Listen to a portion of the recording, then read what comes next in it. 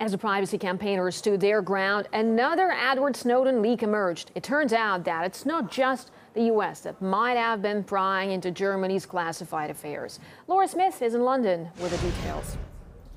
Hi there, Laura. So tell us who's been caught out now. Well, now we know, of course, that it wasn't just the US who was eavesdropping on the Germans. It's been revealed that Britain probably was too.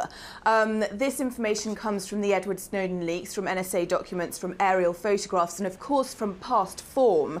And it suggests that the UK has its own nest of intercepting equipment on the roof of its own embassy. So high-tech listening equipment on the roof of the embassy, which of course is in the heart of Berlin, not very far from the German parliament, not at all far from Angela Merkel's office. So really in the heart, intercepting communications potentially in the heart of Germany's government.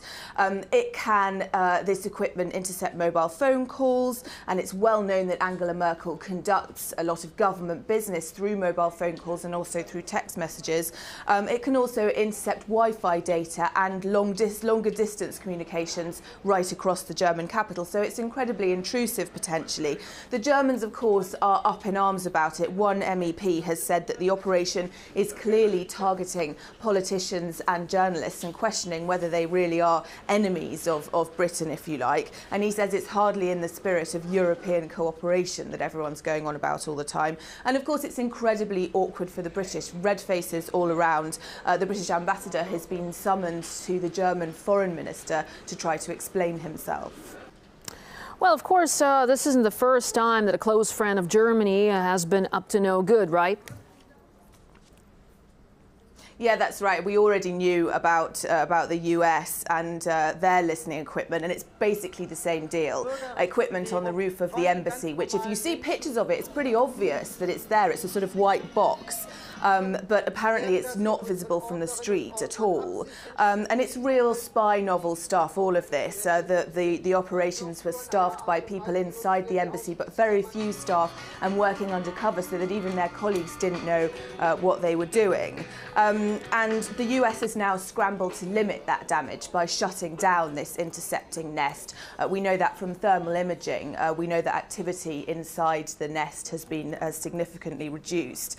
But of course, that's happened as these new allegations about the UK have emerged. And German and US diplomatic relations have really hit an extraordinary, relations have really hit an extraordinary low since this was revealed. And we can expect the same for the UK if the ambassador isn't able to provide an adequate explanation. And the first test of those relations, particularly between the US and Germany, is coming up next week. There's supposed to be trade negotiations between the US and the European Union. Understandably, those are now in jeopardy. And a European official talking to the Guardian newspaper said it's obvious now that the US and Germany particularly, but possibly the EU as a whole, haven't been doing business on a level playing field. So potentially incredibly damaging.